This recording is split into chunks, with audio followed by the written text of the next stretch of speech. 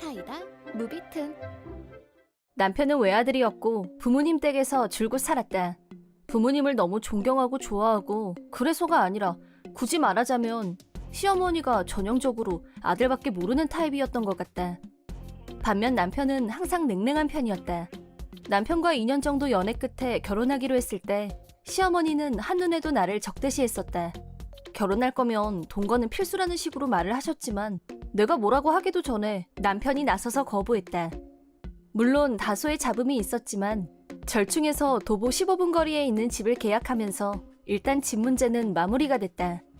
하지만 시어머니는 나한테 아들을 뺏겼다는 피해망상에 사로잡혀서 남편이 없을 때를 골라서 나를 괴롭히기 시작했다. 처음에는 내가 남편한테 격이 안 맞네, 안 어울리네 하다가 게을러 터져서 직장도 안 다닌다고 뭐라고 했다. 내가 전업주부로 지내길 바랐던 사람은 남편이었다. 남편은 새벽같이 나가는 날도 있고 밤늦게 퇴근하는 날도 많았는데 내가 자기 시간에 맞춰줬으면 좋겠단 바람이 있었고 내가 전업주부가 되면 둘이서 있는 시간을 많이 가질 수 있어서 좋을 것 같다고 했다. 남편 혼자 수입만으로도 생활비 걱정은 안 해도 될 정도였고 그래서 나도 남편 의견에 동의하게 됐다. 하지만 시어머니 입장에서는 그저 집에서 노는 여자로 보였던 모양이었다. 그러다 그날도 시어머니가 또 찾아와서 나한테 욕을 하고 있을 때 우연히 일찍 퇴근한 남편한테 들켰고 분노한 남편은 두 번 다시 우리 집엔 얼씬도 말라는 출입금지 명령을 내렸다. 그렇게 며칠은 조용히 지나가길래 이제 좀 살겠다 싶었는데 이번에는 시댁으로 밥을 먹으러 오라고 연락이 왔다. 처음엔 이런 일 저런 일을 핑계로 최대한 피하려고 했는데 시댁에 콧배기도 안 비추는 며느리는 며느리로 인정 못한다고 하면서 동네방네 내 욕을 하고 다니는 바람에 어쩔 수 없이 가게 됐다. 내가 시댁에 가자 시어머니는 같이 밥이나 먹자, 우선 마실 것부터 가져오마 라고 하더니 냉장고에서 이것저것 잔뜩 꺼내오셨는데 나중에 알고 보니 그 모든 게 전부 유통기한이 지난 음식이었다. 처음엔 시어머니한테 무슨 다른 꿍꿍이가 있을 거라고 의심하지 못했는데 나한테만 먹으라고 하고 뭐 멀쩡하네 라고 생뚱맞은 발언을 하길래 응? 뭐래? 순간 무슨 뜻인지 진위가 파악이 안 됐다. 그러다 시어머니는 완전히 상한 음식을 나한테 먹으라고 한 게 아니라 유통기한 지난 음식을 먹으라고 한 것뿐이기 때문에 이걸 먹고 몸에 이상이 오는지 안 오는지를 지켜보고 있었던 거란 걸 알았다. 결과적으로 몸에 확실한 이상 반응이 생긴 건 아니어서 시어머니한테 뭐라고 따지지도 못하고 속만 끓였다. 하지만 시어머니는 내가 아무 탈이 없자 그게 불만이었는지 뻔히 유통기한이 지난 걸 다 아는데도 계속 음식을 먹으라고 권유해서 갈수록 기분이 상했다. 그러다가 나는 시어머니가 계속 이런 식으로 나를 괴롭힌다면 나도 그에 걸맞게 똑같은 방식으로 돌려줘야겠다 라는 생각이 들었다. 어느 날 그날도 어김없이 시어머니 호출을 받고 시댁으로 가게 됐는데 역 앞에 있는 타피오카 전문점에 들러서 타피오카를 사가지고 갔다. 타피오카 밀크티를 시어머니한테 드시라고 내밀었고 한 입 입에 넣은 시어머니는 어머나 이거 참 별맛이다 라면서 맛있다고 쭉쭉 들이켰다. 어머님 그거 개구리 알인데 혹시 모르고 드셨어요? 라고 하자 시어머니가 우엑 하고 전부 토하더니 컥컥거리면서 나를 노려봤다. 넌 어디서 개구리 알을 찾아내서 이런 짓을 해? 라고 화내랴 정신없이 물 마시러 가랴 화장실에 가서 억지로 다 토하랴 난리 법석이었다. 나는 그저 살짝 놀려주려던 것 뿐이었고 개구리 알하고 타피오카를 구분 못할 사람이 설마 있으랴 싶었는데 이 정도에 바로 걸려들다니. 시어머니가 점점 정신을 못 차리길래 농담이라고 말하자 아까보다 더 화를 내면서 남편한테 다 말하겠다고 했다. 마음대로 하시라고 대답하고 바로 집으로 와버렸다. 저녁 때 남편이 퇴근하는 시간에 맞춰서 시어머니가 집으로 들이닥쳤고 너 이런 애랑 더 살 거 없어, 당장 이혼해! 라고 신경질을 냈다. 네? 웬 자다가 봉창이에요. 얘가 오늘 낮에 나한테 개구리 알을 먹였지 뭐니 글쎄? 헐, 사실 왜곡을 저렇게 하네. 시어머니는 흥분해서 매우 감정적이었고 내가 나서서 타피오카를 개구리 알이라고 농담 삼아 한마디 했는데 어머님이 놀라셨던 것 같다고 설명해줬대. 그러자 남편은 빵 터져서 지금이 몇 월인데 개구리 알이 있어요. 농담인지 진담인지 생각해보면 알리를 가지고 초딩도 그 정도는 알겠네 라고 시어머니를 한 방에 격침. 남편이 자기 편을 들어주지 않자 시어머니는 아까보다 더 화를 냈다. 시어머니 알기를 우습게 하는 저런 며느리는 더 이상 우리 집 며느리로 둘 수가 없다. 그동안은 내가 많이 참았다만 나도 더 이상은 못 참아. 당장 헤어져! 라고 길길이 날뛰길래 그렇다면 나도 당하고만 있을 수는 없는 법. 그럼 저도 한마디 할게요, 어머님. 하루가 멀다 하고 집으로 오라고 해서 저한테 유통기한 지난 음식 자꾸 먹어보라고 하시는데 저 마루타 아니거든요? 그러자 시어머니는 나는 네가 무슨 소리 하는지 하나도 모르겠다. 마루타가 여기서 왜 나와? 너 자꾸 헛소리 할래? 예, 너도 들었지? 네 처는 정신 상태가 이상하다니까. 다 널 위해서 헤어지라는 거야. 그럼 어머님, 이건 뭘까요? 나는 시어머니에게 핸드폰으로 찍어놓은 사진들을 보여줬다. 그 사진들은 쓰레기통에서 찾아낸 유통기한이 지난 거포장지와 남은 음식 찌꺼기들이 찍혀 있었다. 이걸 또 언제 찍었어? 남의 집 쓰레기통이나 뒤지고 몰상식하고 더러운 취미까지 아주 골고루 하네. 어머님이 자리 비웠을 때 증거물로 찍어둔 거예요. 하루 정도면 저도 아까워서려니 하겠는데 어떤 거는 일주일도 더 지난 것도 있었어요. 제가 남달리 장이 튼튼해서 여태껏 별탈 없이 지낸 것뿐이지 아니었으면 식중독 걸려서 난리가 났을 수도 있어요. 내 얘기를 다 듣고 난 남편은 이게 다 사실이에요? 아니야. 이거 전부 제가 지어낸 자작극이야. 지금 나 모함하는 거라고. 뭐가 자작극이 모함이라는 거예요? 핸드폰으로 촬영해서 날짜까지 빼박인데. 이거 일주일 이상 유통기한 지난 거 이런 음식을 이 사람한테 일부러 먹였어요? 시어머니는 나를 사지로 몰아갈 생각이었겠지만 자기 생각과는 정반대로 자기가 판 구멍에 자기가 빠진 꼴이 되자 훌쩍훌쩍 울기 시작했다.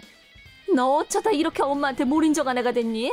날짜를 깜빡할 수도 있지. 그걸 가지고 냉장고에서 유통기한이 지난 음식만 쏙쏙 골라서 저한테 먹으라고 하고 어머님은 한 입도 안 드시던데 그럼 먹는 것도 깜빡하셨던 거였어요? 그만 닥치지 못해? 너 같은 건 우리 집안에서 당장 사라져야 돼. 내 아들한테서 그만 떨어져. 어머니야말로 그만하세요. 이제 논덜머리가 나요. 지금까지 그래도 부모니까 쭉 참고 있었는데 사람한테 먹으면 안 되는 음식까지 먹게 한다면 얘기가 달라지죠. 이미 우리 집에 오지 말라는 경고는 했고 그게 소용없다는 걸 안 이상 이제 연을 끊을 수밖에. 아버지한테는 제가 말하죠. 그러자 시어머니 얼굴빛이 파랗게 질렸고 너 엄마한테 이러면 안 돼. 당장 취소해. 아버지한테도 아무 말 말고. 시어머니는 남편한테 매달려서 애원했지만 남편은 한치의 흔들림도 없었고 차갑게 쳐다보다 시어머니의 손을 뿌리쳤다. 그리고 나를 데리고 시댁으로 향했다. 남편은 퇴근하고 돌아오신 시아버지에게 일련의 사건들을 설명했고 시어머니에게 했던 선언도 말했다.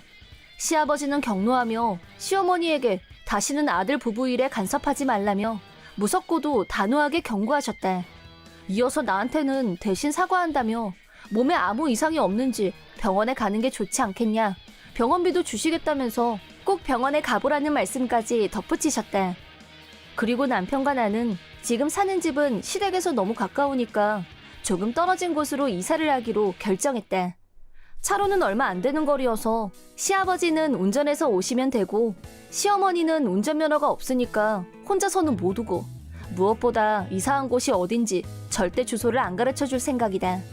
남편은 시어머니가 나한테 유통기한이 지난 음식을 먹게 한 게 혹시 나중에라도 부작용이 생기지 않을까 계속 걱정했지만 보다시피 이렇게 멀쩡하고 타피오카 때문에 혼비백산한 시어머니 모습도 봤기 때문에 통칠까 한다. 그 후 시어머니는 시아버지한테 핸드폰을 압수당했고 계약도 해지해버렸다고 한다. 물론 새 핸드폰을 사주게 하셨지만 옛날 핸드폰에 있던 전화번호 데이터를 옮기지 않으면 연락할 방법이 없고 나랑 남편 번호를 외우고 있으면 모를까 다행히 그 정도로 기억력이 좋진 않아서 시어머니한테 연락이 오는 일은 없었다. 시아버지가 상식 있고 반듯한 분이셔서 정말 다행이다. 시아버지께서 이사 비용도 다 대주시고 여러 가지로 신경 써주신 덕분에 무사히 이사를 마쳤다. 남편도 회사에서 가까워졌다며 좋아하고 있고 드디어 평화로운 일상이 시작될 것 같은 좋은 느낌이다. 나한테는 나이 차이가 조금 나는 언니 한 명이 있다.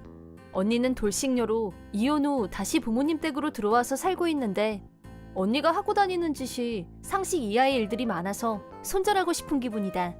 상식 이하의 일을 예로 들자면 언니는 찜질방이나 뷔페를 자주 다니는데 초등학교 6학년이나 된 자기 아들을 유치원생이라고 우기고 다닌다.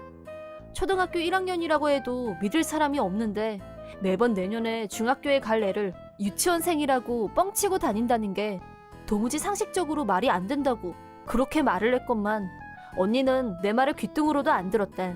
어느 날 언니가 집으로 자기 친구들을 불러서 다음에 어디로 먹으러 갈 건지 수다를 떨고 있었다. 우리 진상이는 소두라 나이보다 어려 보여서 유치원생이라고 해도 다 믿어. 아니 세상에 초등학생한테 돈을 10,000원씩이나 받는다는 게 말이 되니? 애가 먹으면 얼마나 먹는다고. 도둑놈들이라니까. 유치원생으로 밀어붙이면 공짜야. 운동회 끝나고 유아틱한 옷으로 갈아입혀서 고기 뷔페 가자. 라면서 친구들 앞에서 떠드는 걸 보고 있자니 내가 다 부끄러웠다. 참다 못해서 다시 한번 내가 내내 말했지만 언니 이미 상습범인데 그쪽에서 정말 모를 것 같아? 그러다 더 큰 망신당해. 라고 하자 열을 냈다. 언니의 무개념은 밥값 아끼는 것에서 끝이 아니라 아들을 데리고 찜질방에 가서는 다 큰애를 여탕으로 데리고 간다. 식당은 피해보는 게 식당 점주선에서 그치는 일이고 점주가 적발해서 주의를 주면 된다고 쳐도 목욕탕은 차원이 조금 달라진다. 같은 시간대에 목욕을 하는 모든 이용객에게 민폐를 끼치는 행위가 되니까. 물론 언니한테 상식적으로 초등학교 6학년짜리를 여탕에 데리고 다니는 건 민폐 차원이 아니라 경범죄야. 진상이랑 같은 또래 여자애들도 있을 거고 다른 여자 손님들도 속으로 얼마나 불쾌할지 생각 좀 하라고 제발. 다들 알몸인데 그럴수록 더 예의를 지켜야지. 라고 아무리 강조해도 언니는 성질만 더 낼 뿐이었다. 글쎄 진상이는 얼굴이 주먹만 해서 절대 6학년으로 안 보인다니까. 라고 얼굴이 작던 크던 나이가 6학년인 건 달라지지 않아. 언니한테 말해봐야 아무 소용이 없었고. 편지. 누가 봐도 초등학교 고학년으로 보이는 남자애가 여탕에 들어왔습니다. 그런 애가 들어오면 불쾌한 기분이 드는 이용객이 있을 수도 있고 여탕에 남자애를 데리고 들어가려는 손님이 있을 경우에는 신분증 제시를 필수로 해야 하지 않을까요? 라는 편지를 언니가 자주 다니는 찜질방과 식당에 직접 익명으로 제보했는데 과연 이게 효과가 있을지는 의문이었다. 나도 초등학교 1학년인 아들이 하나 있는데 규정대로 초등학생 요금을 내고 있다. 간혹 유치원생으로 잘못 보는 아이가 있으면 저 초등학교 1학년이에요 라고 아이가 솔직하게 말한다. 딱 한 번 언니랑 같이 찜질방에 갔었는데 진상이는 실실 웃으면서 탕에 있는 여자들을 흘끔흘끔 쳐다봤다. 대체 몇 살까지 저런 애를 유치원생이라고 우길 작정인 건지. 시설에서도 남녀의 혼욕 제한 연령을 7살 이하로 규정하고 있고 찜질방 입구에도 욕탕 탈의실에 이성의 자녀를 동반할 경우 7세 이하로 제한함이라고 분명히 명시되어 있었다. 어이없게도 언니 아들 진상이는 아직까지 혼자서 목욕도 못하고 집에 혼자 있는 것도 못하는 녀석이다. 전에 한번 언니가 낮에 급한 일이라며 전화가 왔는데 진상이는 집에 혼자 못 있는 애고 샤워도 혼자서 못하니까 네가 좀 데리고 있어 라는 말을 들었을 때는 6학년짜리가? 라고 깜짝 놀랐던 기억이 있다. 진상이의 상태를 보면서 친정 부모님도 걱정된다면서 병원에서 검사를 받아보는 게 좋겠다고 조언을 했지만 언니는 그런 데다 돈을 왜 써? 우리 진상이가 뭘 잘못했는데? 대체 다들 왜 이래? 라면서 눈에 쌍심지를 켰다. 하지만 누가 봐도 언니 사고방식은 정상이 아니었고 그 친구들도 끼리끼리였다. 주고받는 대화만 봐도 언니 친구들도 자기 애를 유치원생으로 속이는 분위기가 풍겨서 학을 뗐다. 무엇보다 내가 짜증이 나는 건 우리 집이 친정에서 걸어서 몇 분 거리에 있기 때문에 귀찮은 일이 많았는데 언니의 기본 사고는 연령 제한이 있는 시설에서는 무조건 유치원생이라고 우기면 된다 라는 주의였다. 또 어디서 그런 냄새를 맡았는지 도무지 모르겠지만 내가 어디 뷔페나 테마파크에 놀러 가려고 하기만 하면 언니가 갑자기 집에 들이닥쳐서 자기 아들도 데리고 가라고 막무가내로 밀어붙였다. 데리고 가는 건 상관없지만 진상이는 초등학생이니까 입장료를 달라고 하면 뭐야? 진상이는 유치원생이라고 하면 되는데 왜 자꾸 돈을 내라고 난리니 너는? 라면서 나한테 소리를 질렀다. 말이 되는 소리를 해. 우리 현수는 초등학교 1학년인데도 난 정상요금 다 낸단 말이야. 그런데 6학년짜리를 유치원생이라고 하면 그걸 누가 믿어? 네가 멍청하게 1학년이라고 고지고대로 말하는 게 문제지. 나는 돈 못 주니까 알아서 해. 진상이 데리고 왔으니까 꼭 데리고 가. 라고 일방적으로 애만 놓고 가버렸다. 결국 데리고 갈 수밖에 없는 상황이 돼버리지만 나는 양심상 유치원생이라는 말을 차마 할 수 없는지라 내 돈으로 진상이 입장료를 매번 낼 수밖에 없었다. 갔다 와서 언니한테 입장료를 달라고 말은 해봤지만 뭐래니? 네가 네 맘대로 내놓고? 나는 너한테 돈 안 내도 되는 방법을 가르쳐줬잖아. 근데 왜 돈 쓴 책임을 나한테 전가하니? 라는 식이었다. 한두 번도 아니었고 솔직히 진상이를 데리고 어딜 가고 싶은 마음은 1도 없었다. 그런 뻔뻔한 언니였지만 마침내 찜질방과 고기 뷔페에서 금지령이 떨어졌다. 금지령이 떨어진 이유는 이용객 사이에서 클레임이 들어왔기 때문이라고. 언니는 여느 때와 마찬가지로 유치원생 요금을 내고 여탕에 들어갔는데 진상이가 자기 또래 여자애가 들어오니까 계속 쳐다본 모양이었다. 그러자 그 여자애도 이상한 시선을 눈치챘고 그게 다름 아닌 자기랑 같은 반인 진상이란 걸 알고는 바로 자기 엄마한테 달려가서 큰 소리로 말했다. 그 엄마는 시설 규정에 나이 제한을 알고 있었고 화가 나서 시설 책임자에게 여탕에 고학년 남아가 들어왔다며 신고를 냈다. 또 그 남아는 초등학교 6학년인 자기 딸과 같은 학교, 같은 반이란 얘기까지 모두 다 했다고 한다. 그리하여 보호자인 언니가 시설 책임자에게 호출됐는데 뻔뻔하게도 언니는 왜 남의 개인정보를 누설하냐며 그 여자의 엄마한테 삿대질을 하는 바람에 출입 금지를 당했다고 한다. 고기 뷔페는 어디까지나 내 추측이지만 내가 익명의 투고를 한 덕분에 점원들이 좀 수상하다 싶으면 확인을 하게 했는데 언니는 그런 것도 모르고 태연하게 식당 안으로 들어갔다가 점원으로부터 정말 유치원생 맞아요? 연령을 증명할 수 있는 신분증을 제시해 주시기 바랍니다. 라고 하자 성질을 내면서 식당에서 난동을 부렸고 결국 경찰까지 출동하는 사태가 벌어졌대. 물론 잘못한 사람은 언니이기 때문에 경찰이 왔을 때 불리한 사람은 언니였대. 이 두 가지 사건은 후폭풍을 불러일으켰는데 언니가 애 나이를 속여서 여탕이니 식당이니 들락거렸다는 게 다 소문이 났고 친정 부모님도 사태가 심각하다는 걸 알게 됐다. 나 정도는 아니었지만 그동안 부모님들도 끈질기게 너 부끄럽게 계속 그러고 다닐래? 그만두지 못해? 라고 따끔하게 말했었대. 하지만 동네에서나 아버지 회사 사람들까지 언니가 아들 나이를 유치원생으로 속여서 여기저기서 먹튀를 일삼았다는 소문이 파다해지자 부모님의 분노도 급이 달라졌다. 내가 이럴 줄 알고 너한테 그렇게 비양심적인 짓 좀 그만하라고 그렇게 일렀는데 양심 없는 것. 내가 너 때문에 요즘 고기를 들고 다닐 수가 없어. 밥값 10,000원이 없어서 그러고 다니냐고. 쪼잔하네, 거지근성이네. 얼마나 말이 많은 줄 알아? 라고 분노했다. 주변 사람들과의 관계를 중요시해온 부모님이다 보니 언니에 대한 분노는 더욱 컸고 앞으로도 계속 그럴 거면 당장 애 데리고 집에서 나가라. 부모 자식이고 뭐고 없다. 라고 폭탄 선언을 했다. 친정에서 쫓겨나면 당장 갈 곳도 없는 언니로서는 그런 소문은 며칠 지나면 없어지니까 신경 쓰지 않아도 된다. 진상에는 체격이 작아서 이번엔 운이 나빠서 걸린 거지. 다음부터는 이런 일 없을 거다. 라면서 전혀 반성하지 않았고 부모님은 언니한테 즉시 나가라고 했다. 그러자 언니는 부모님이 그냥 하는 말이 아니란 걸 알고 알았다. 다시는 안 그러겠다고 울면서 빌었지만 부모님은 언니를 내치기로 하셨고 허름한 아파트를 거처로 마련해준 뒤 내보냈다. 이혼 후 언니도 파트근무를 하고 있긴 했는데 친정에서 살다 보니 방세가 나가는 것도 아니고 요리며 뭐며 온갖 집안일은 엄마가 다 했었기 때문에 편했겠지만 이제 그 모든 혜택과는 안녕이다. 정말 쌤통이고 결국엔 뿌린 대로 거두게 되는 법이다.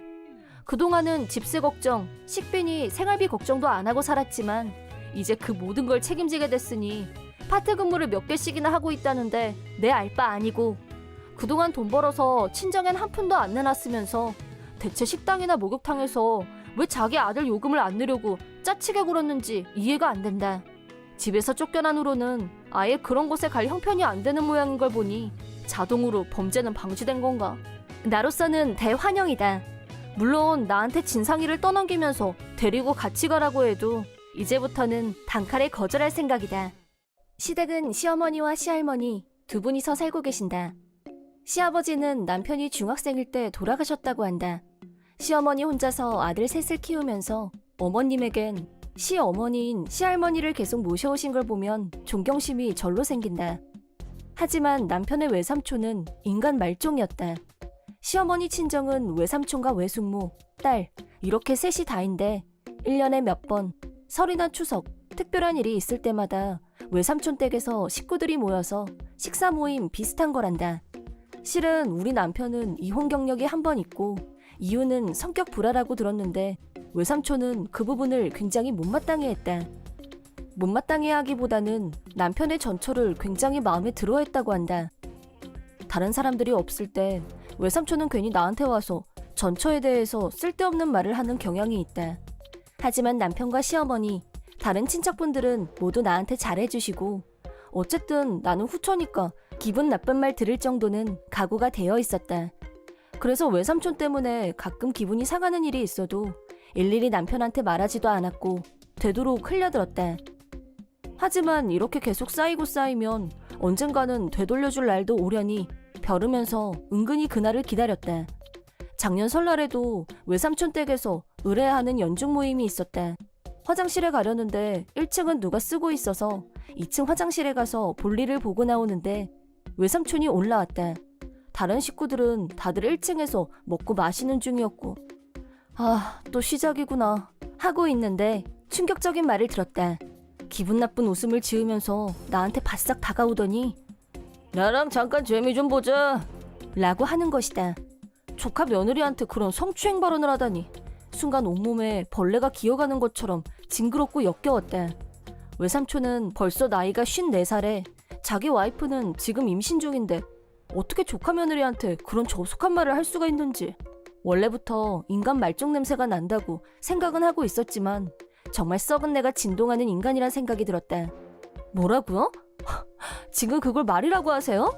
라고 받아채고 재빨리 계단을 내려가려는데 진수 전초는 내가 하자는 대로 했는데 너는 튕기겠단 거냐? 라고 너무 놀라서 뒤를 돌아보자 내 어깨를 잡았고 계속 튕기면 계단에서 확 밀어버린다. 싫으면 나랑 방으로 가든가 라고 하길래 내가 당신 말을 들을 것 같아? 라고 대답하고 내가 먼저 계단으로 뛰어내렸다. 외삼촌 댁 계단은 중간에서 한번 휘어지기 때문에 구르다가 코너에서 멈출 거라고 미리 머릿속에서 계산을 했다. 외삼촌은 처음엔 좀 놀라는 눈치였다. 넘어지면서 큰 소리가 나자 남편과 시어머니를 비롯해서 온 식구들이 다들 놀래서 뛰어오는 걸 보고는 자기도 마치 2층에 있다가 소리를 듣고 놀라서 내려온 것처럼 걱정하는 척 연기를 했다. 제일 먼저 달려온 남편이 나한테 괜찮아? 무슨 일이야 대체? 라고 묻길래 외삼촌 쪽을 흘낏 쳐다보자 내 시선을 피해서 딴 곳을 바라봤다. 그 자리에서 바로 남편한테 사실대로 말할 수도 있었지만 내 나름대로 계획이 있었기 때문에 일단 얘기하는 걸 보류했다.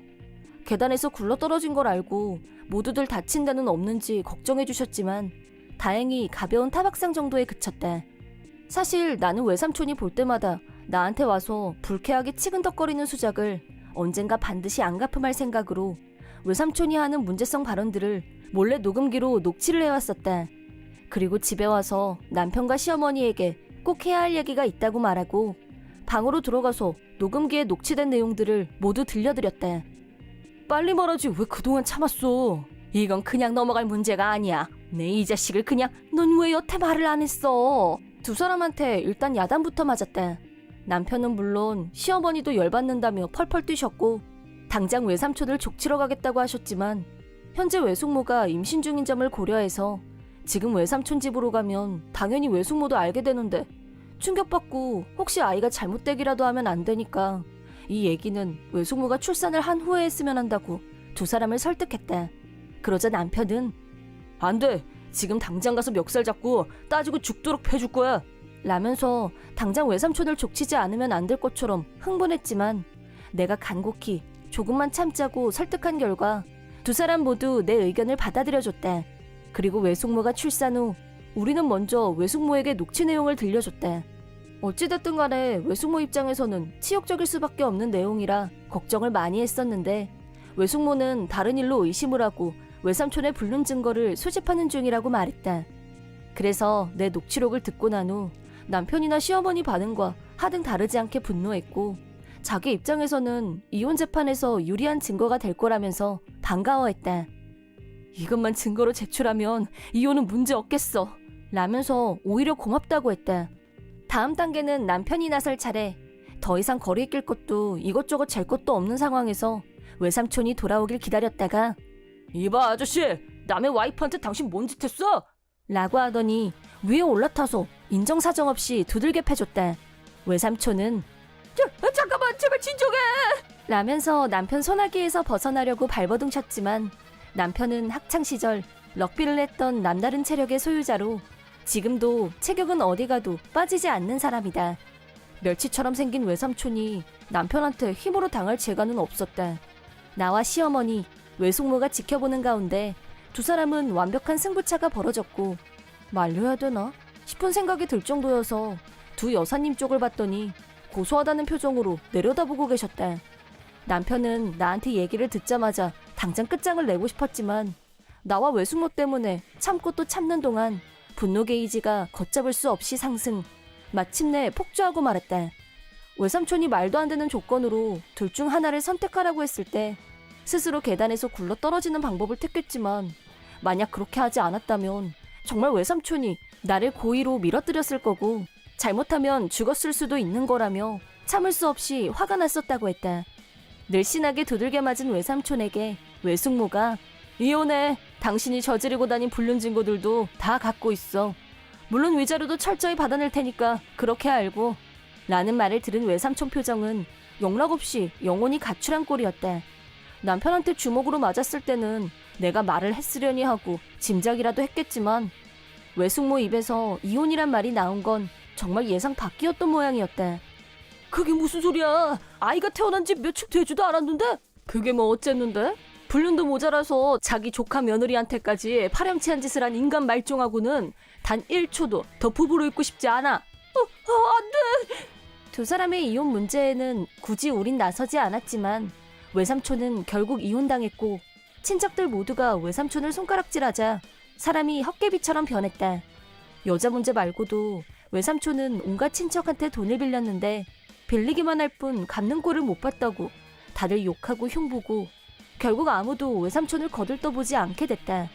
물론 외숙모가 이혼을 생각하고 계실 줄은 직접 말하기 전까지는 전혀 모르고 있었지만 이럴 줄 알았으면 기다리고 말 것도 없이 그날 당장 쳐들어가야 됐는데 라면서 여전히 분이 안 풀린 듯 화를 냈다. 특히 외삼촌이 나한테 했던 말이 도저히 용서가 안 된다고 했다. 물론 나도 외삼촌이 했던 말들은 생각할수록 화가 나지만 남편이 나를 정말 아끼고 있다는 게 느껴져서 기분이 좋았다. 그날 일을 떠올리면 무슨 배짱으로 계단으로 뛰어내렸는지 내가 해놓고도 이해가 안 되지만 그때 둘 중 하나를 선택하라고 강요당했던 순간에는 그게 가장 최선이었다. 모든 문제가 해결됐지만 외삼촌이 말했던 전처는 하자는 대로 했었다는 말은 여전히 찜찜하게 남아있었다. 하지만 정말 그게 원인이었다면 남편 성격에 지금껏 평화롭게 지냈을 리가 없다는 생각도 들었다. 나중에 남편한테 그게 사실이냐고 물어봤는데 남편은 그런 얘기는 들은 적이 없지만 만약 그게 사실이었다고 해도 전초와의 일은 이미 과거이기 때문에 아무래도 상관없다고 말했다. 그 말을 들은 후 이 얘기는 더 이상 파고들지 않는 게 좋겠다는 생각이 들었고 더는 묻지 않기로 했다. 그리고 몇 달 후에 외숙모한테서 연락이 왔다. 위자료도 다 받았고 서류 정리도 다 끝나서 이혼 문제가 완전히 해결됐다는 연락이었다. 이혼 자료를 추가해줘서 고맙다는 인사까지 받았다. 외숙모한테 버림받은 외삼촌은 딸한테도 외면당했고 빈집이나 다름없는 집에 혼자 남게 됐다.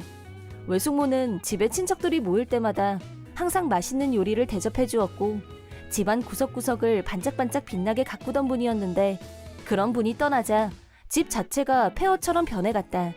손님 대접도 할 줄 모르는 외삼촌 집에 찾아가는 사람은 당연히 아무도 없었다.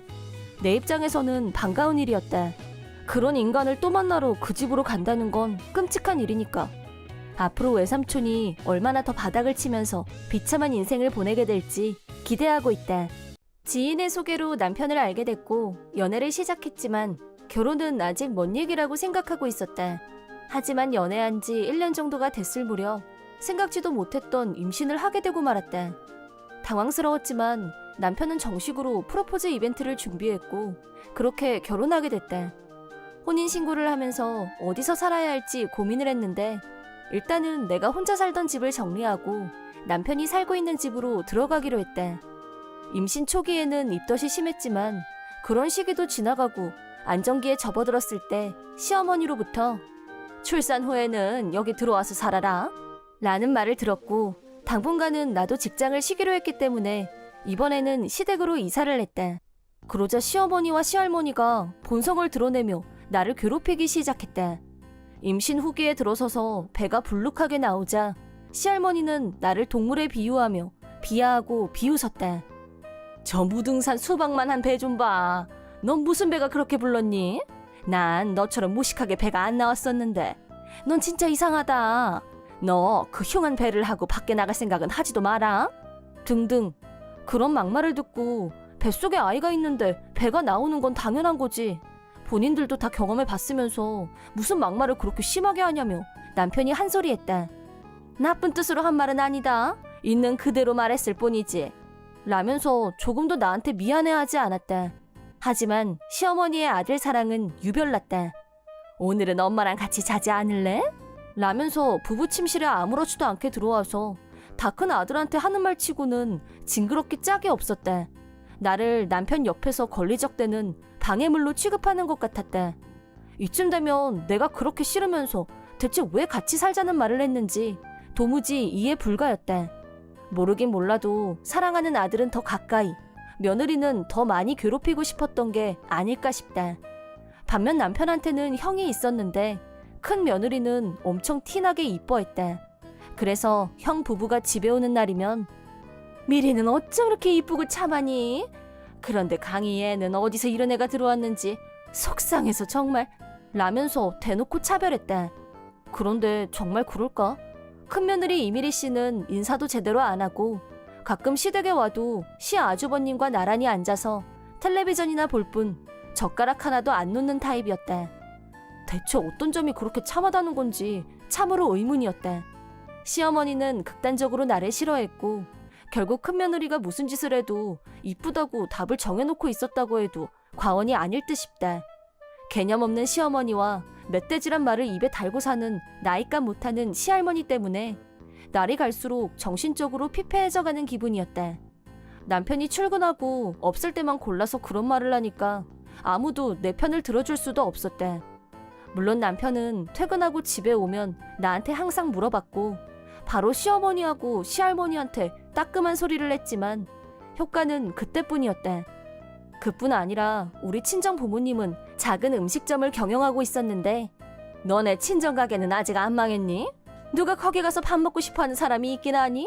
어떤 맛일지 안 봐도 뻔하지. 네 요리 솜씨가 그따윈데 그걸 어디서 배웠겠어? 짐작이 간다 라고 말했을 때는 나도 못 참고 말씀이 너무 심하시네요. 저는 그렇다 쳐도 우리 부모님까지 욕하실 필요는 없잖아요. 라고 큰 소리로 따졌는데 시어머니와 시할머니는 그게 마음에 안 들었던 모양이었고 그 뒤로 나를 더 미워했다. 게다가 심지어 내 방에 멋대로 들어와서 지갑에서 돈까지 함부로 꺼내갔다. 그날은 공과금을 낼 일이 있어서 50만 원 정도 현금을 가지고 있었다. 잠시 화장실에 갔다 왔더니 시어머니가 내 방에서 나오는 게 보였고 그때 뭔가 안 좋은 느낌이 왔었는데 돈이 없어진 거다. 그래서 지금 저희 방에서 나오신 거 맞죠? 방은 왜 들어가셨어요? 지갑에서 돈 꺼내셨어요? 뭐가 어째? 너 말이면 다니? 누굴 도둑 취급이야? 그럼 경찰을 불러야겠네요. 이 집도 어머님도 철저히 조사해달라고 부탁해도 되죠? 라고 하자 주머니에서 슬그머니 돈을 꺼내서 돌려줬다. 이깟 돈 얼마나 된다고 경찰을 불러? 경찰이 네 친구니? 여기서 살게 해주는 것만으로도 고맙다고 절은 못할 망정. 그 말을 듣는 순간 참아왔던 감정들이 더는 억누르지 못하고 터져나왔다. 생활비도 충분히 드리고 있었고 먼저 동거를 제안한 것도 시어머니 본인이었다. 이런 말까지 들으면서 이 집에서 더 있을 이유가 없다고 생각한 나는 그대로 시댁에서 나와버렸다. 내가 돈을 돌려달라고 하지 않았으면 시어머니는 분명히 그 돈을 들고 파친코에 갔을 거다. 도박을 하려고 몰래 내 지갑에서 돈을 훔쳐갔단 사실이 도저히 용납이 안 됐다. 친정에 간 나는 남편한테 연락해서 시댁으로는 2번 다시 돌아가지 않을 거라고 선언했다. 그러자 남편이 회사에 말해서 반차를 쓰고 시댁으로 직행.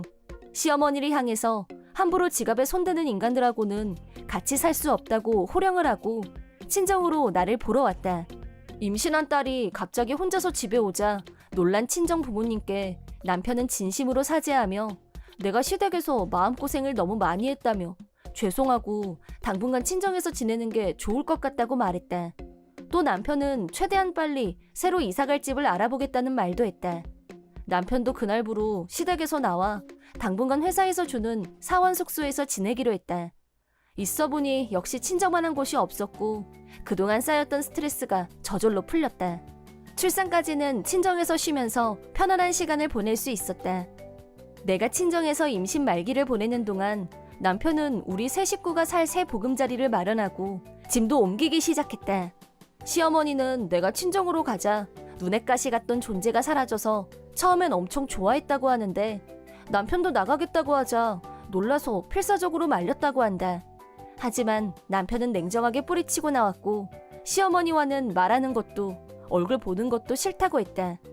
아들이 차갑게 굴자 조바심이 난 시어머니는 나한테 내가 다 이해하기로 했으니까 그만 집으로 들어와라 라고 연락이 왔길래 그딴 집에 누가 가고 싶대요? 라고 하고 바로 끊어버렸다. 그리고 얼마 후 남편이 마련한 새 보금자리로 이사를 마친 뒤 출산을 했고 아기까지 셋이서 새로운 생활이 시작됐다. 아이가 태어난 순간 남편은 첫 아이가 태어난 감동으로 벅차했었고 친정 부모님도 첫 손주를 보고 좋아서 어쩔 줄 몰라 하셨다. 하지만 시댁에는 출산 소식도 알리지 않았고 완전히 무시하고 지냈다. 남편도 굳이 연락할 필요 없다고 해서 그렇게 했다. 그런데 시어머니가 어디서 내가 출산했다는 소식을 들었는지 라인으로 출산을 했으면 알렸어야지. 애기 데리고 한번 와라 라는 메시지를 보내왔다. 그걸 남편한테 보여주자 갈 필요 없어. 또 무슨 에코지를 당할지도 모르잖아 라고 했지만 출산도 했고 놀림받던 배도 쏙 들어갔기 때문에 그러지 말고 가자 라고 하고 아기를 안고 오래간만에 시댁으로 갔다.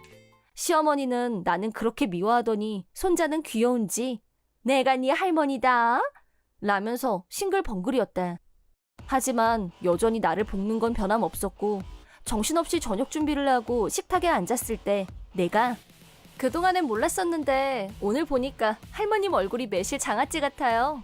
매실 장아찌하고 할머니하고 누가 더 쭈글쭈글하려나? 라고 말해줬다. 전에는 나만 보면 멧돼지라고 놀려댔지만 출산 후 매일 열심히 체중 관리를 한 덕에 배가 쏙 들어가서 놀릴 수도 없었고 나도 자신감을 회복했다.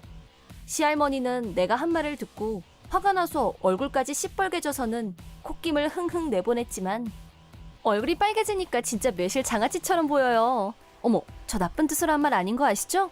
그냥 사실대로 말한 것뿐이라 라고 한마디 더 붙이자 시할머니는 자리를 박차고 일어나서 자기 방으로 들어가 버렸다. 시할머니가 화가 나거나 말거나 시어머니는 그저 아기 얼굴만 보고 있었는데 밥도 다 먹었고 그만 가보겠다고 일어서자 시어머니가 다음엔 언제 올 거니? 내일 올래? 아 그러지 말고 우리 다시 같이 살자. 아기는 내가 다 키워줄게. 응? 하고 혼자 신이 났길래 빙긋이 웃어주면서 이제 안 올 건데요? 뭐? 그게 무슨 소리니? 앞으로 여긴 다시는 안 온다고요. 오늘은 할머님한테 하고 싶은 말이 있어서 온 거고요. 볼일 다 봤으니까 이제 올 필요 없죠. 뭐 그걸 말이라고. 됐다. 너희 집이 어디야? 손주 보러 내가 가면 되지. 네? 제가 그걸 왜 가르쳐드려야 되는 건데요? 형님하고 툭하면 비교하고 차별하고 비하 발언을 일삼다가 마지막에는 손버릇까지 나쁘다는 걸 알았는데 어머님 같으면 그런 사람한테 집을 가르쳐주고 싶겠어요? 그렇게 직구를 날렸더니 시어머니는 입이 벌어진 채로 아무 말도 못했다. 그 꼴을 보자 10년 묵은 채증이 쑥 하고 내려가는 기분이었다. 그 후 시어머니한테서 매일매일 미안하다는 메시지가 날아왔지만 착신 거부 앤드 무시로 대응했다. 지금은 새 집에서 남편과 아기와 함께 행복하게 잘 살고 있다. 내 이름은 신희수, 남편 김진수와 둘이서 살고 있으며 직업은 대학병원 의사이다. 남편은 내가 바쁘면 말하지 않아도 솔선해서 집안일과 요리를 하는 인성이 최고인 사람이다.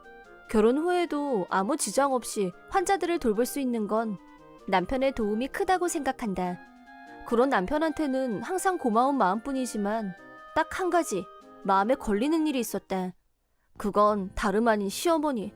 우리는 시댁에서 가까운 곳에 살고 있었는데 얼굴을 마주할 때마다 시어머니는 나를 잡아먹지 못해서 안달이었고 되도록 안 보고 살려고 피해 다녔다. 관계가 틀어진 건 어느 날 시댁에 놀러 갔을 때부터인데 남편이 동네 아주머니 한 분한테 인사를 하자 충격적인 말을 듣게 됐다. 나도 다 들었어. 너 지금 세뇌당하고 있다면서? 괜찮니? 너 어쩌다 저런 와이프를 얻어서.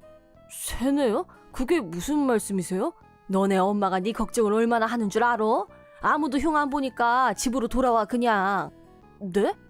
무슨 뜻인지 여쭙자 시어머니가 직접 아주머니한테 우리 귀한 아들이 마귀 같은 년한테 걸려서 세뇌를 당하더니 감금되다시피 해서 얼굴도 마음대로 못 봐. 라면서 근거 없는 말을 하고 다닌다는 걸 알게 됐다. 남편이 화가 나서 시어머니한테 마구 따졌지만 내가 틀린 말 했니? 라고 맞서는 바람에 도저히 대화가 통하지 않았다. 시어머니의 말인 즉슨 남편이 결혼하고 나서 시어머니를 보러 오는 횟수가 줄어든 게 다 내가 남편한테 시어머니에 대해서 나쁘게 말해서 그런 거라고 자기 멋대로 망상에 빠져 있었다. 실상은 남편은 결혼 전이나 지금이나 회사 일이 바빠서 시댁에 자주 못 가기는 마찬가지였는데 시어머니가 무슨 소리를 하는 건지 도무지 이해가 안 간다고 했다. 두 사람의 언쟁은 좁혀지지 않았고 시어머니와는 자연스럽게 멀어졌다. 처음부터 좋은 소리 한번 못 들어보고 잘 맞지 않았던 시어머니와 만날 일이 없으니 스트레스 받을 일도 없고 좋았는데 며느리라는 사실이 달라지지 않는 한 평생 안 보고 산다는 건 말이 안 됐다. 그런 생각이 들자 천근만근 마음이 무겁고 우울했다. 그럭저럭 시어머니와 안 본 지 반 정도가 지났고 평화로운 일상을 보내던 어느 날 전혀 그럴 만한 일이 없었는데 느닷없이 시어머니한테서 전화가 걸려왔다. 불안불안한 마음으로 전화를 받자 일부러 그러는 것처럼 허둥대면서 자기 용건을 일방적으로 말하는 시어머니. 여보세요? 여보세요? 희순이? 무슨 일 있으세요? 목소리가 왜... 큰일 났다. 네 시아버지가 쓰러져서 수술해야 된단다. 지금 병원인데 수술하려면 보증금을 내야 된다고 해서. 병원에서 환자한테 보증금을 청구한다는 말은 처음 들어본 얘기였고 왜 이런 엉터리 얘기를 하는지. 일단 핸드폰에서 녹음 기능을 켰다. 전에도 한번 시어머니가 나를 함정에 빠뜨리려고 한 적이 있었고 말을 했네 안 했네 하면서 옥신각신했던 적이 있었다. 같은 수법에 두 번 걸려들 수는 없는 법. 대화를 녹음하면서 일단은 착한 며느리인 척 연기에 들어갔다. 지금 증상이 어떤지 어떤 상태인지 하나도 모르겠는데 아무튼 보통 일이 아닌 건 분명해. 나도 지금 너무 정신없고 너도 일부러 올 필요는 없어. 병원 이름도 안 가르쳐 줄 거니까 그렇게 알고 그래도 당장 입원해야 돼서 보증금이 필요하니까 그것만 입금해 줬으면 좋겠다. 다 해서 5천이니까 잘 좀 부탁한다. 어머님, 의료법에도 없는 보증금을 요구하는 병원이면 100% 의심해 보셔야 돼요. 그런 병원에서 수술을 받으시면 아버님이 더 위험해질 수도 있어요. 지금 병원에 계신 거예요? 병원이지 그럼. 구급차로 도착해서 난 병원 이름도 모르고. 아무튼 너 지금 돈 보내줄 수 있는 거 맞지? 어느 병원인지 모르시면 제가 알아보고 바로 그리로 갈게요. 하나도 된다는데 얘가 이러네. 돈이나 보내라니까. 제가 어떻게 안 가요 어머님. 5천이라니. 그런 거금을 요구한다는 것 자체가 말이 안 되는데요. 너 왜 이렇게 말이 많니? 하라면 하라는 대로 다 하지 좀. 어머님 진정하시고요. 제가 지금 곧 갈 테니까 잠시만 기다리세요. 아셨죠? 그렇게 말하고 일단 전화를 끊었다. 그 뒤로도 시어머니한테서 몇 번이나 다시 전화가 걸려왔지만 무시하고 먼저 남편한테 전화를 걸었다. 남편은 자기 엄마라고 부르고 싶지도 않다며 기가 막히다는 말만 했다. 남편의 제안으로 시어머니의 잘못을 뿌리 뽑기 위해 친척들이 보는 앞에서 시어머니의 본성을 드러내 보이기로 했다. 남편은 재빠르게 모일 수 있는 친척들에게 모두 연락해서 시댁으로 모이게 했다. 나도 녹취록을 들고 시댁으로 향했다. 시댁에 도착하자 거실에서 이미 흥분 상태로 떠들고 있는 시어머니의 목소리가 들려왔다. 아니야, 이게 전부 며느리가 지어낸 얘기야. 어떻게 된 애가 입만 열면 헛소리인지 원. 어찌나 가정교육이 엉망인지 내가 고통이 이만저만이 아니라니까. 기가 막혀서 정말. 아무리 그래도 내가 큰 병이 났단 거짓말은 왜 했을까? 내 말이 헛소리하는 게 취미인데 재미로 했겠지 뭐. 무슨 배짱으로 친척 어른들을 다 모이게 하고 미친 거 아니야 정말? 나는 거실 문을 열자마자 시아버지를 보면서 깜짝 놀란 척을 하면서 아버님 괜찮으신 거예요? 라고 과장된 목소리로 엄청 걱정하는 척 연기를 냈다. 왔네 양치기 소년. 연기 그만하고 썩 꺼져. 어디서 어른을 놀려? 멀쩡한 시아버지 다 죽어가는 사람 만드니까 좋던? 그런 거짓말 했다가는 천벌받아 너. 진수야, 너 이런 애랑 계속 사느니 이혼을 해 차라리. 일단 진정하세요. 남편이 나한테 눈을 찡긋해 보였고 무슨 뜻인지 안 나는 가방에서 핸드폰을 꺼냈다. 근데 전 이해가 안 되네요. 제가 또 잘못 들으면 안 될 것 같아서 어머님이 저한테 거신 전화 제가 다 녹음해뒀거든요?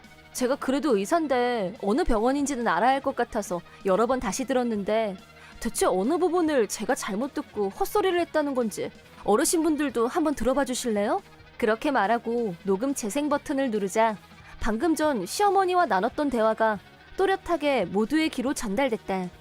이게 대체 어떻게 된 거야? 이제 보니 거짓말쟁이는 따로 있었네. 며느리한테 돈 뜯어내려던 속셈이었어? 분위기가 반전됐고 분노의 화살은 시어머니를 향했다. 시아버지와 친척분들이 시어머니를 비난하자 사과는커녕 오히려 자기가 더 화를 냈다. 왜 다들 나한테 화를 내? 아니, 몇 번이나 봤다고 진수 첫 편을 들어. 그럼 며느리한테 사기쳐서 돈 뜯어내려던 인간 편을 들라는 거야? 우리가 여태 사람 보는 눈이 흐려도 한참 흐렸어. 이런 되먹지 않는 인간 같으니라고 다신 볼 일 없을 걸세. 정말 안 볼 사이처럼 왜 그래요? 넌 무슨 심산으로 그걸 녹음해서 이 사단을 만드니? 기호활한 건 친척들 다 모은 것도 그거 들려주려고 일부러 그런 거지 너? 친척분들한테 연락한 건 나야. 엄마 본성이 어떤 건지 다 밝히려고. 뭐가 어째?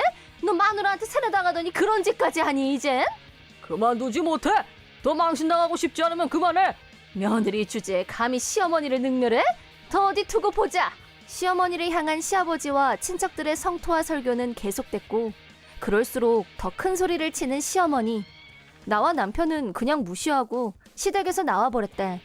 집에 돌아온 우리는 성공적으로 시어머니를 격파한 기념으로 축배를 들었다. 치얼스!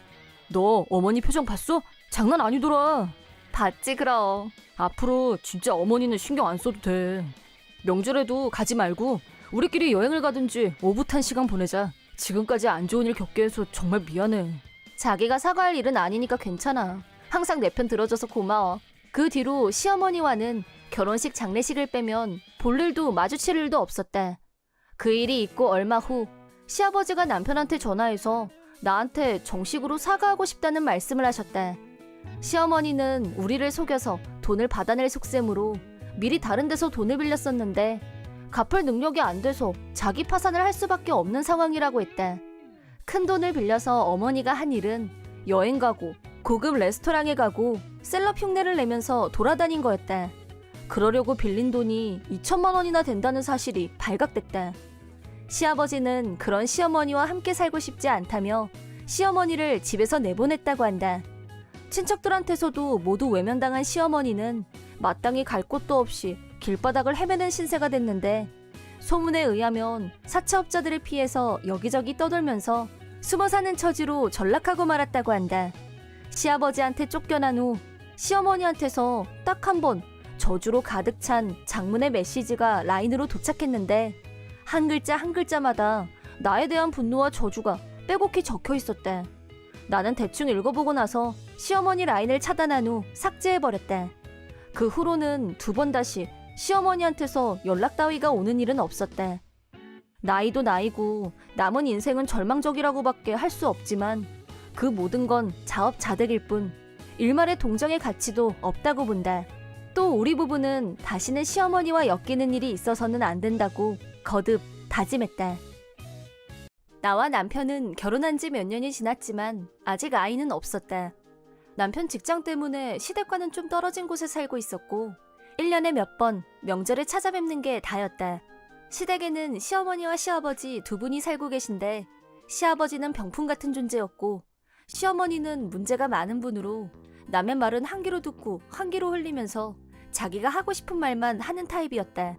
솔직히 상대하기 버거운 분으로 우리가 시댁에 가는 건 시누이가 시댁에 올 때만으로 한정하고 있었다.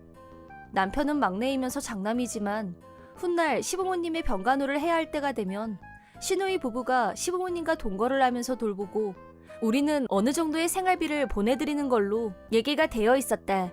시어머니와 같이 살지 않아도 되는 것만으로도 나는 감사해서 절이라도 하고 싶었다. 고소득에 경제적으로 아무 장애가 없는 안정 그 자체인 시누이 부부가 부모님을 모시겠다고 하니 아무 걱정이 없는데도 시어머니는 이왕이면 아들과 살고 싶은 마음이 접어지지 않는 건지 아니면 나를 노예 부리듯 부리고 싶은 건지 내 얼굴을 볼 때마다 부모 봉양은 같은 핏줄인 남자가 필요하다는 둥 집안일을 며느리가 해야 한다는 둥 투덜거리다가 시누이한테 핀잔을 듣곤 했다. 남편도 누나가 친정 부모님을 모시겠다는 뜻을 받아들여준 매형한테 미안하지도 않냐며 당장 사과하라고 화를 내도 시어머니는 들은 척도 하지 않았다. 이번에 시댁에 갔을 때도 늘 하던 소리를 시어머니를 사이에 두고 남편과 시누이가 두서없이 하고 있었다. 내가 대화에 끼면 시어머니 기분만 상하게 할 것 같아서 혼자서 슈퍼에 가거나 하는 걸로 적당히 피하는 게 내 노하우다. 한편 나는 오래전부터 무지외반증으로 고생을 하고 있는데 신발은 모두 오더메이드로 주문한다. 슈퍼에 다녀와서 저녁을 하고 식사를 끝낸 후 가벼운 수다를 떠는 기분으로 오더메이드 신발이 얼마나 편한지에 대해서 얘기하자 시누이도 그럼 나도 한번 신발 맞춰볼까? 하면서 둘이 담소를 나눴다. 다음날 시어머니는 친구랑 약속이 있다면서 외출을 하셨다. 우리가 집에 내려왔는데 친구를 만나러 외출이라니 별일이다 싶었는데 시어머니가 없는 게 있는 것보다 편하고 좋은 건 사실이라 시누이 부부와 더 편하게 쉬고 있었다. 그런데 한참 있다가 시어머니 친구분께서 시어머니가 신발 때문에 뒤꿈치가 다 까져서 걷지도 못한다며 데리러 와달라는 연락이 왔다. 뒤꿈치가? 설마 했는데 현관에 벗어놓았던 내 신발이 보이지 않았다.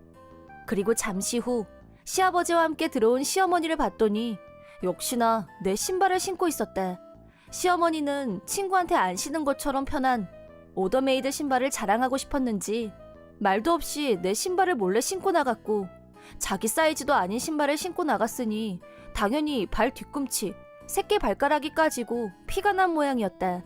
발 사이즈는 내가 시어머니보다 훨씬 작았고 그 정도는 신어본 순간 다 알지 않나? 하는 생각이 들었다. 시어머니 발에 문제가 생긴 걸 감지한 친구분이 당장 집에 가서 쉬는 게 좋겠어. 데리러 오라고 연락해. 라고 몇 번이나 충고를 했는데도 시어머니는 들으려고 하질 않았고 결국엔 억지로 시어머니 전화를 뺏어서 연락을 하신 거라고 했다.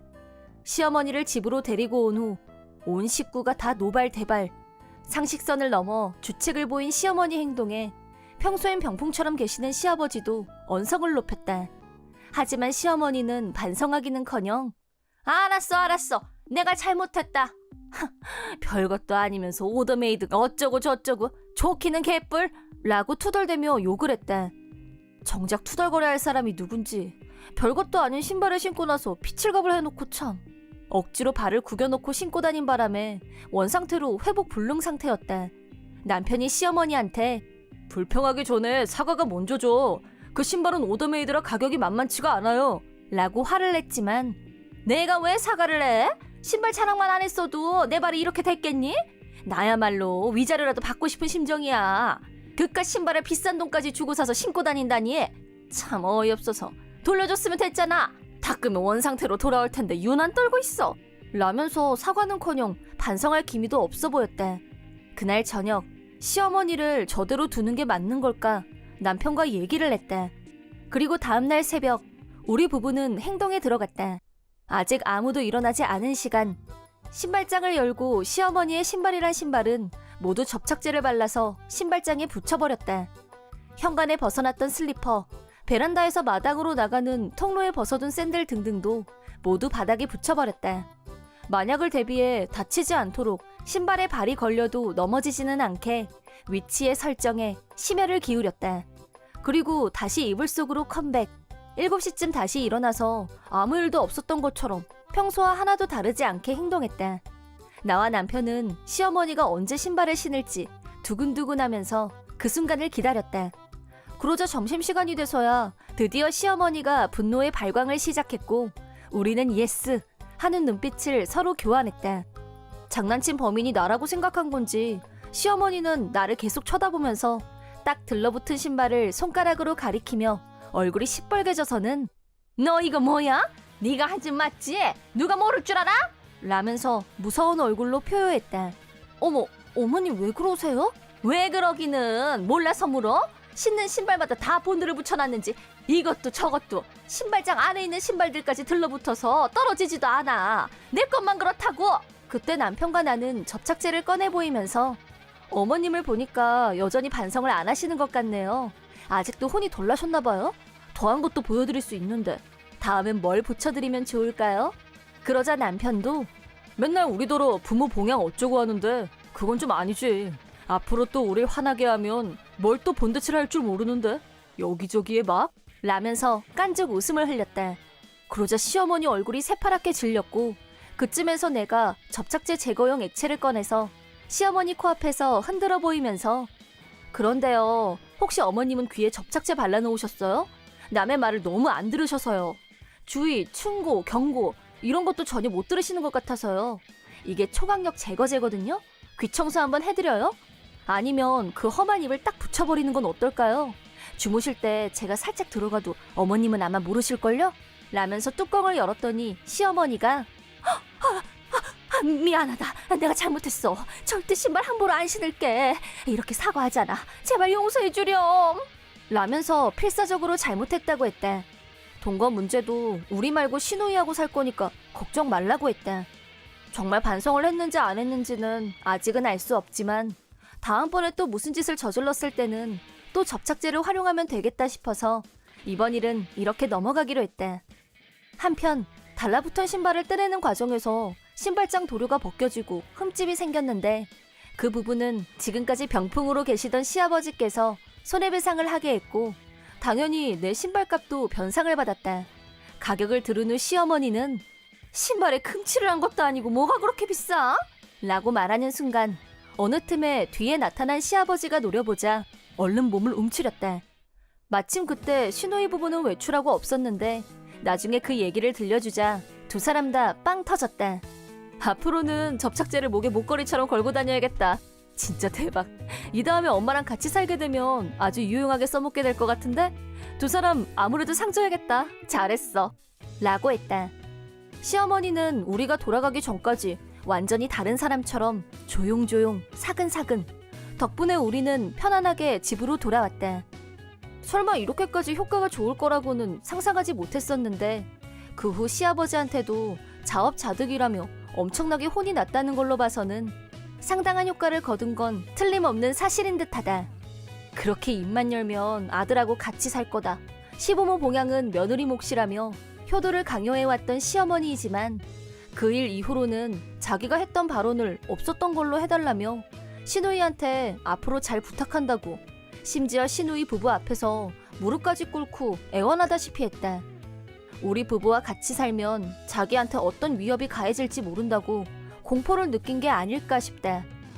하지만 시누이도 시어머니가 또 무개념으로 나오면 자기도 비밀 무기로 사용할 거라며 박수를 쳤던 터라 앞으로는 시어머니도 남의 말을 못 들은 척하는 버릇도 없어질 거라고 기대해본다. 진짜 속 시원하다. 다음 해에도 시누이 부부와 같이 시댁에 내려갔는데 시댁에 들어가자마자 선물이에요 라고 하면서 접착제를 안겨드리자 시어머니가 하고 비명을 지르며 도망을 치셨다. 그 뒤로는 매번 시댁에 갈 때마다 인사와 곁들여 접착제를 선물로 드리는 게 우리 집 연례 행사가 돼버렸다. 몇 년 전 일이다. 결혼한 지 겨우 반년 만에 아내가 바람이 났다. 출장 갔다가 집에 와서 현장을 목격하고 말았는데 그때까지 전혀 그런 낌새를 모르고 있었다. 어떻게 그렇게 감쪽같이 나를 속일 수 있었는지. 그날 나는 예정된 출장보다 하루 일찍 집에 돌아오게 됐는데 회사에서도 곧바로 집으로 가도 좋다는 말을 들었고 이렇게 된 김에 아내와 외식이라도 할까 하고 전화를 걸었다. 하지만 아내는 전화를 받지 않았고 할 수 없이 집에 가면 아내가 당연히 있으려니 하고 곧바로 집으로 향했다. 먼저 편의점에 들러 담배를 사면서 아내가 좋아하는 디저트를 사서 집으로 갔는데 집 앞에 처음 보는 차가 주차되어 있었다. 누가 남의 집 앞에 마음대로 차를 세워? 라고 생각하면서 일단 집으로 들어갔다. 그런데 현관에 아무리 봐도 내 신발로 보이지 않는 남자 신발이 벗어져 있었고 본능적으로 발소리를 죽이고 집 안으로 들어가는데 침실에서 소리가 들렸다. 문을 열지도 않았지만 그 소리는 분명하게 들렸고 목소리의 주인공은 아내가 분명했다. 그 순간 피가 거꾸로 솟은 나는 부엌으로 가서 전기 케틀을 손에 들었다.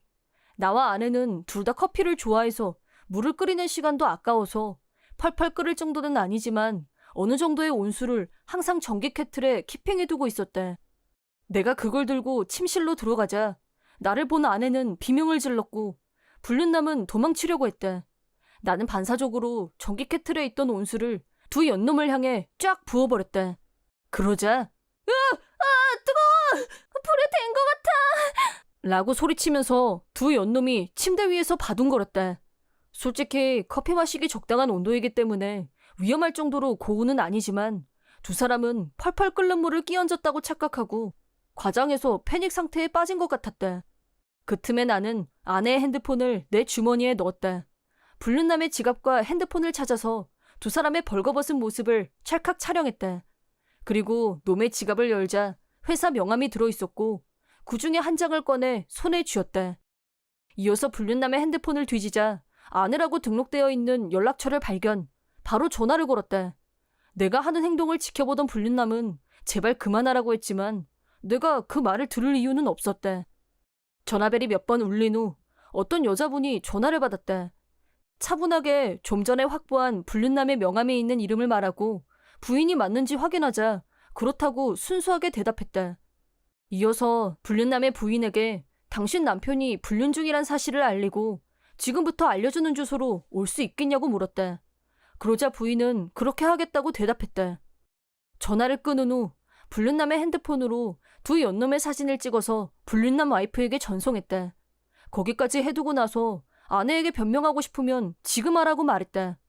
그러자 아내는 어디서 많이 들어본 듯한 얘기를 끝도 없이 떠들어댔다. 진짜 사랑하는 사람은 당신뿐이다. 잠깐 정신이 나가서 한눈을 팔았다. 제발 한 번만 용서해달라고 비굴할 정도로 빌고 매달렸다. 그 얘기를 적당히 들어주는 척하면서 불륜남 핸드폰에서 그 와이프 라인으로 그쪽 시부모님도 모시고 같이 오라고 메시지를 보냈다. 또 처갓집에도 연락해서 당신들 딸이 불륜을 저질렀으니 집으로 오시라고 라인을 보냈다. 아내가 계속해서 열심히 변명을 늘어놓는 동안 한 귀로 들으면서 아내의 가방을 뒤져서 지갑을 꺼냈고 거기서 러브호텔 포인트 카드를 발견. 스탬프가 빈칸 없이 찍혀있는 것과 세트로 피임 도구가 들어있는 걸 확인했다. 증거들을 손에 들고 도라에몽 포켓인 양 하나하나 꺼내 보이자 아내는 방금 전까지 떠들던 입을 닫고 불안한 눈으로 나를 쳐다봤다. 불륜남은 자기들은 육체관계만 있을 뿐 사랑이나 그런 건 전혀 없다. 그래서 자기들은 불륜이 아니라나 뭐라나 말 같지도 않은 말을 떠들어댔다. 그런 건 어디서 나온 얘긴지는 모르겠으나 일반 상식으로 불륜관계는 바로 그 육체관계가 포인트야. 둘이서 주거니 받거니 되지도 않는 변명을 늘어놓을 때 내가 변명도 좋고 다 좋은데 일단 옷부터 입지. 아무리 부모라고 해도 빨가벗고 대면할 나이는 지났잖아. 라고 하자 아내와 불륜남은 벼락이라도 맞은 얼굴을 냈다. 부모님이라니? 설마 당신 우리 부모님한테 연락했어? 여기로 오라고? 갑자기 여기서 부모님이 왜 나와? 설마 우리 부모님도 부른 건 아니지? 설마인지 아닌지 곧 알게 되겠지. 장인 장모님한테는 인증샷도 벌써 보냈고 그쪽 부모님은 당신 와이프한테 연락해서 모시고 오라고 했으니까 기다려. 슬슬 도착할 때가 됐는데. 그제야 둘은 정신이 들었는지 급하게 옷을 주워 입었다.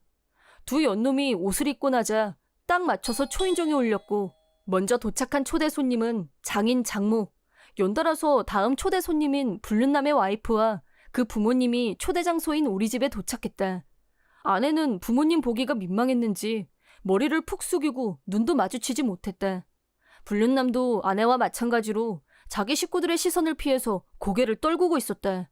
일촉즉발의 분위기 속에서 내가 먼저 불륜남 와이프에게 이 남자가 남편이 맞냐고 묻자 싸늘한 눈빛으로 자기 남편을 경멸하듯 바라보며 네 맞아요 라고 조용히 대답했다. 이어서 나는 일단 초대 장소로 와준 손님들에게 사과의 인사를 먼저 했다. 갑작스럽게 이렇게 모이시게 해서 정말 죄송합니다. 저는 좀 전에 출장에서 돌아왔고 집안에 들어선 순간 이 두 사람이 침대에서 벌이고 있는 불륜 현장을 목격하고 말았습니다. 그 장면을 본 순간 피가 거꾸로 솟는 분노를 느꼈고 주방에 있는 전기 케틀을 가져와서 더운 물을 두 사람에게 부었습니다. 다행히 두 사람이 화상을 입은 것으로는 보이지 않지만 먼저 그 부분에 대해 사죄의 말씀을 올립니다. 죄송합니다. 그러자 장인이 사죄를 할 사람은 우리 쪽이네. 우리 딸을 위해서 열심히 일한 죄밖에 없는데 어떻게 남편 없는 틈을 타서 외간 남자를. 정말 부끄럽네. 라고 하셨고, 불륜남의 와이프와 그 부모님도 이어서 제 남편은 더움을 세례를 받아도 할 말이 없다고 생각해요. 화상을 입어도 싸지 않나 싶네요. 전 어떻게 이런 추태를 보일 수가 있는지 최악입니다. 우리 며느리 말이 다 맞아요. 못난 자식놈이 저지른 짓은 부모인 제가 사과드립니다. 어떤 보상을 요구하셔도 다 받아드리겠습니다. 이렇게 대세가 기울어지자 두 연놈은 벌벌 떨었지만 나는 침착하게 말씀 감사합니다. 우선 제 생각을 말씀드리자면 먼저 이혼하겠습니다. 이 집은 더 이상 살고 싶지 않기 때문에 매각할 겁니다. 위자료는 4천만 원 청구하겠습니다. 불륜남에게도 동일 가격인 4천만 원을 위자료로 청구하고 변호사를 통해서 직장의 내용 증명을 보낼 생각입니다. 잠깐! 그러면 나는 회사에서 잘릴 거 아니야! 그렇게 하세요. 저도 이혼할 거고요. 저 인간이 해고되든 말든 나랑은 이제 상관없으니까. 위자료는 당신이 결혼 전부터 부어뒀던 적금으로 충당할게. 너 장난이지? 그 돈을 위자료로 가져가면 난 알고지야! 네가 저지른 짓은 바람 피우고 다니면서 이런 대가를 치르게 될 거라곤 생각 안 해봤어? 너 같은 자식 이제 필요 없다. 부모 자식 영 끊자. 당신 말 한 번 잘했네. 똥오줌도 구별 못하는 놈을 자식으로 둬야 뭐했어? 됐다. 이제 너랑은 끝이다. 불륜남 부모님은 자기 아들과 연을 끊겠다고 선언한 후 어떤 처벌을 하든 마음대로 하라는 말을 남기고 돌아가셨다. 불륜남 아내도 짐 챙겨서 나갈 거니까 그렇게 알라며 가버렸고, 불륜남은 자기 아내를 쫓아서 따라 나갔다. 이제 집엔 나와 아내, 장인, 장모만 남았는데 아내는 포기를 못하고 제발 부탁이야. 딱 한 번만 용서해줘. 나 다신 이런 짓 안 할게. 어? 라면서 매달렸지만 나는 그딴 말을 듣고 싶지도 않았고, 아내가 뭐라고 떠들든 무시하고 짐을 챙겨서 장인 장모에게 앞으로의 계획을 말하고 집에서 나왔다. 아내와 불륜남이 뒹굴던 불결한 침대에 누워서 잠을 잘 수는 없으니까. 그 후 장인 장모님 역시 아내와 연을 끊기로 하셨다고 했다. 사실 장인과 장모는 서로 한 번 이혼 경험이 있는 재혼 커플이었고 두 분 사이에서 아내가 태어났다. 이 두 분의 첫 번째 결혼의 실패 원인은 배우자의 불륜이었고, 따라서 불륜은 절대 용서할 수 없다고 하셨다. 친정에서 버림받은 아내는 더 악착같이 나한테만 매달리면서 전화를 해댔지만 전부 무시하고 변호사를 고용해서 이혼 성립. 당연히 위자료는 확실하게 지불하도록 철저하게 손을 썼다.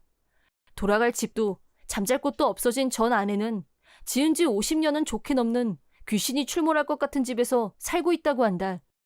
불륜남도 당연히 이혼당했고 회사에서는 해고는 면했지만 영업직에서 파직된 후 사내에서 쓰레기 처리장이라고 불리는 지하에 있는 정리관리실이라는 곳으로 좌천됐다고 한다. 불륜은 그저 텔레비전에서나 나오는 얘기인 줄 알았는데 막상 나한테 닥치고 보니 극한의 상황에 처하면 의외로 더 침착해질 수도 있다는 걸 직접 경험을 통해 알았다. 물론 두 번 다시 경험하고 싶지 않은 일이지만 말이다.